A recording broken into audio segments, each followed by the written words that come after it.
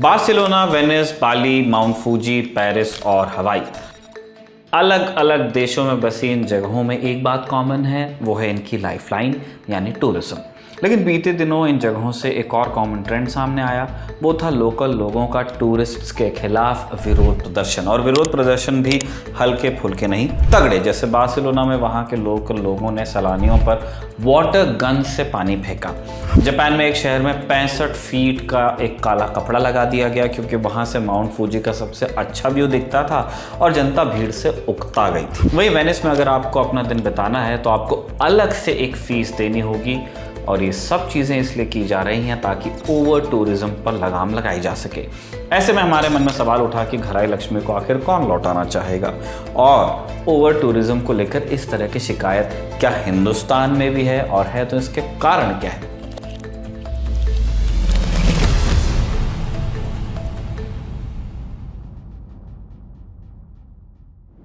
Basic से शुरुआत करते हैं। ओवर टूरिज्म क्या? ओवर टूरिज्म की विश्व स्तर पर कोई स्टैंडर्ड परिभाषा नहीं है। बुनियादी तौर पर जैसे कि शब्द से ही जाहिर है, ओवर टूरिज्म तब कहा जाता है जब एक समय पर एक ही जगह पर बहुत ज़्यादा पर्यटक आ जाते हैं। बहुत ज़्यादा यानी कितना ज़्यादा, ये बहस का विषय हो सकता है। अमूमन ओवर टूरिज्म तब माना जाता है जब एक जगह पर पर्यटकों की संख्या वहाँ रहने वाले लोगों की संख्या से भी ज़्यादा हो जाए। 100 लोगों के गाँव में 200 लोग अगर आ जाएँ तो ओवर टूरिज्म की स्थिति होगी। आपके मन में एक सवाल आ रहा होगा कि टूरिज्म से इतना पैसा आता है, फिर ओवर टूरिज्म से तो बहुत सारा पैसा आ जाएगा, तो इसमें दिक्कत क्या? अब दिक्कत क्या है, इसे हम बार्सिलोना के उदाहरण से समझते हैं। इस शहर की कुल आबादी तकरीबन 16 लाख है। कोविड-19 के बाद 2022 में जहां बार्सिलोना में 97 लाख पर्यटक आए, वहीं अगले साल 2023 में पर्यटकों की संख्या 2 करोड़ 60 लाख पहुंच गई। यानी 2023 में एक स्थानीय नागरिक के मुकाबले 20 पर्यटक शहर में आए। बार्सिलोना सिटी काउंसिल के मुताबिक इससे बार्सिलोना को 11,634 करोड़ रुपयों की सीधी कमाई हुई। लेकिन इस वजह से आम लोगों को बहुत परेशानी हुई। मकान का किराया आसमान छू रहा है, क्योंकि हर मकान मालिक मोटा मुनाफा कमाने के लिए अपने घर को किराए पर चढ़ाना तो चाहता है, लेकिन सिर्फ सैलानियों के लिए। इससे उन्हें सीज़न के हिसाब से कभी ज़्यादा किराया भी मिल सकता है, जो कि फिक्स किराएदारों के साथ ये सुविधा मिलेगी नहीं। वो तो एक किराए पे साल भर रहेगा। सैलानी जब आते हैं, कुछ वक्त के लिए किराए पर लेते हैं होम स्टे वगैरह में, तो वो बहुत सारा पैसा पे करने को भी तैयार हो जाते हैं। इंडियन एक्सप्रेस की एक रिपोर्ट के मुताबिक बार्सिलोना में साल 2014 में महीने का औसतन किराया होता था लगभग 75,000 रुपये, जो साल 2023 में बढ़कर 1 लाख रुपए के आसपास पहुंच गया, यानी 33% की वृद्धि। द गार्डियन अखबार से बात करते हुए ईशा मिरालेस कहती हैं, जिन दुकानों से हम रोज़मर्रा का सामान खरीदते हैं वो लगातार बंद हो रही हैं, क्योंकि उनकी जगह ऐसे स्टोर्स खोले जा रहे हैं जिनका स्थानीय लोगों की दुकानों से कोई लेना देना नहीं। आप इस बयान में उस चीज़ को खोज सकते हैं कि कैसी वो स्थिति होगी जब परचून की दुकान एक के बाद एक बंद होती जा रही है और उसकी जगह कभी सैलून खुल रहा है, कभी कोई कैफ़े खुल रहा है, जिसका आम लोगों को सीधा फ़ायदा नहीं है। इस विरोध प्रदर्शन का नतीजा ये हुआ कि स्थानीय प्रशासन ने नए होटल बनाने पर पाबंदी लगा दी है। ऐसा ही फैसला नीदरलैंड्स की राजधानी एम्स्टर्डम में भी लिया गया है। ये बार्सिलोना की बात थी, लेकिन जैसा कि हमने पहले भी बताया, ओवर टूरिज्म का असर दुनिया भर में देखा जा रहा है। साल 2023 में नेशनल ज्योग्राफिक में छपे एक लेख के अनुसार 80% पर्यटक विश्व की सिर्फ 10% जगहों पर ही घूमने चले जाते हैं। पर्यावरण को होने वाले नुकसान के अतिरिक्त इसके सामाजिक और आर्थिक दुष्परिणाम भी हैं।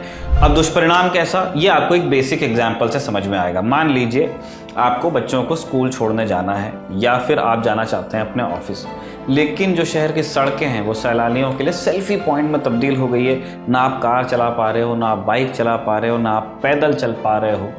बगल की जिस दुकान से आप पहले 5 रुपये में चाय पी लेते थे, अब वहाँ 50 रुपीज़ की टी बिक रही है, क्योंकि जो सैलानी आ रहे हैं वो ये दाम खर्च करने को तैयार हैं। अब सैलानी तो 50 रुपये खर्च कर रहा है, उसको मज़ा भी आ रहा है, और दुकानदार जो है वो आपको 5 रुपये में अब चाय क्यों पिलाएगा, क्योंकि उसको तो 50 मिल रहे हैं। इसके अलावा पानी और बिजली जैसी बुनियादी सुविधाओं का भी दोहन होता है। वैसे ये समस्या सिर्फ यूरोप के देशों में नहीं है, एशिया के देश भी इस परेशानी से जूझ रहे हैं। भूटान ने पर्यटकों की संख्या पर काबू पाने के लिए वहां पर एक सतत विकास शुल्क, सस्टेनेबल डेवलपमेंट फी लगा दी है। इसके मुताबिक प्रत्येक वयस्क सैलानी को, अडल्ट टूरिस्ट को, हर दिन के हिसाब से भूटान सरकार को पहले $200 देने पड़ते थे, अब $100 यानी कि लगभग 8,000 रोजाना देने पड़ते हैं। विरोध प्रदर्शन वैसे भारत के भी कई शहरों में देखे गए हैं। एग्जैक्टली विरोध तो नहीं, लेकिन लोगों ने रेजिस्ट तो किया है। गर्मियों में पहाड़ पर छुट्टी मनाने के लिए जाते पर्यटकों की फंसी हुई गाड़ियों के काफिले आपने देखे हैं, हर साल खबर बनती है। अप्रैल 2024 में उत्तराखंड सरकार ने प्रदेश के निवासियों से इतर किसी बाहरी व्यक्ति को जमीन बेचने पर रोक लगा दी। ऐसा एक कानून कहीं और भी था क्या? ऐसा इसलिए किया गया, बताया गया, क्योंकि स्थानीय लोगों का इल्ज़ाम था कि बाहर के लोग आकर पहले ज़मीन खरीदते हैं और उसे होटल या रेस्टोरेंट बना देते हैं, जिससे खेती की ज़मीन को नुकसान पहुंचता है। इससे पहले जनवरी 2023 में जोशीमठ के मकानों में गहरी दरार देखी गई। वहाँ ज़मीन इसलिए भी धसी क्योंकि पर्यटकों की भारी आवाजाही को देखते हुए वहाँ लोगों ने भयंकर रूप से निर्माण कार्य करवाया। अब यह स्थिति है कि पहाड़ की तरफ जितने भी होटल और रेस्ट हाउस बनाए गए हैं, खाली पड़े हैं या ब्लैक लिस्टेड है। हिमालय में बसे पहाड़ी शहर ही नहीं, बनारस के घाटों से लेकर गोवा के तटों पर टूरिस्टों का अतिरिक्त बोझ बढ़ रहा है। सस्टेनेबल ट्रैवल इंटरनेशनल की एक रिपोर्ट के मुताबिक दुनिया भर में होने वाले कार्बन उत्सर्जन में 8% का योगदान पर्यटन क्षेत्र का। इसमें हवाई जहाज और क्रूज शिप्स सबसे ज्यादा प्रदूषण फैलाते हैं। ये तो इस समस्या, अब समाधान की बात करते हैं। इस विषय पर क्रेया यूनिवर्सिटी में मार्केटिंग के प्रोफेसर आर सत्यनारायणन कहते हैं कि हमें लक्षद्वीप जैसी कम प्रचलित जगहों पर पर्यटकों की संख्या बढ़ाने पर ध्यान देना चाहिए, ताकि मनाली, शिमला और उत्तराखंड का बोझ कम हो सके। इसके अलावा हमें संसाधनों पर पहुंच से ज़्यादा इस बात पर ध्यान देना चाहिए कि संस्कृति से सैलानियों का जुड़ाव हो। इसके अलावा पर्यटकों की संख्या से ज़्यादा गुणवत्ता पर ध्यान देना चाहिए। लेकिन यहीं पे एक सवाल भी चला आता है कि क्या पर्यटकों पर अधिक फीस लगाना उनके बीच पैसे के आधार पर भेदभाव को बढ़ावा नहीं देगा? क्योंकि जो अमीर है वो तो आसानी से कीमत चुका देंगे, लेकिन जो लोग साल भर पैसा बचाकर घूमने जाते हैं उन्हें इसकी कीमत चुकानी पड़ेगी। दूसरा, स्थानीय निवासियों का गुस्सा सही कारणों से है, लेकिन क्या उसे जाहिर करने का यही तरीका होना चाहिए कि पर्यटकों पर पानी फेंका जाए या उनके साथ बुरा बर्ताव किया जाए? इन्हीं सवालों के साथ हमने एक्सपर्ट से बात की। देखिए, अभी जो एक ट्रेंड उभर कर के आ रहा है पोस्ट कोरोना टाइम्स में, कि जो अपनी पॉपुलर टूरिस्ट डेस्टिनेशंस है उस पे टूरिस्ट की संख्या में बेतहाशा वृद्धि हुई है।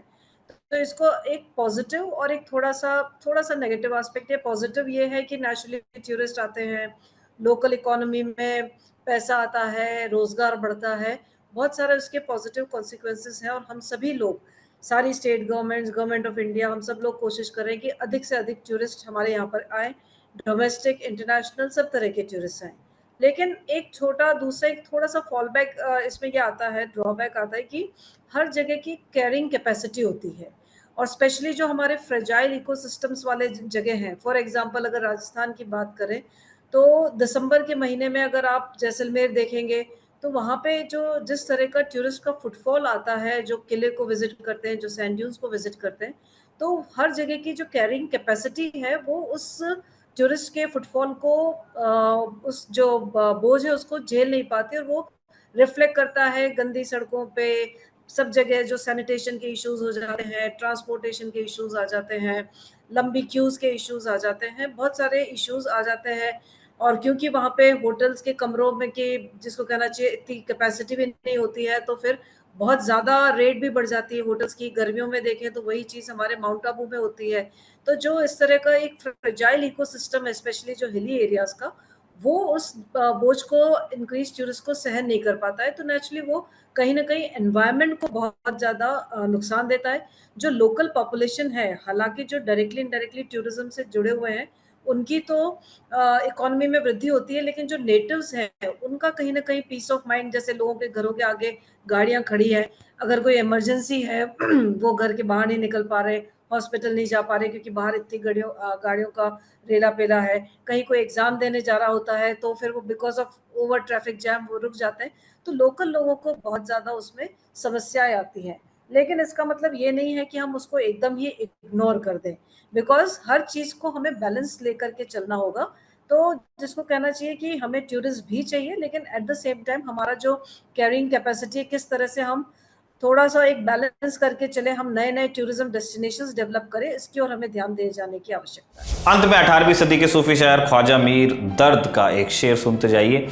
सैर कर दुनिया की गाफिल जिंदगानी फिर कहाँ, जिंदगी अगर कुछ रही तो ये जवानी फिर कहाँ। ख्वाजा मीर आज होते तो कहते कि दुनिया की सैर करो लेकिन भीड़ मत लगाओ, रिस्पॉन्सिबल टूरिस्ट बनो, तभी जवानी का आनंद ले पाओगे। आपके लिए जानकारी दीपक ने संकलित की और जतिन ने इसे रिकॉर्ड किया। आप देखते रहिए दी ललन टॉक।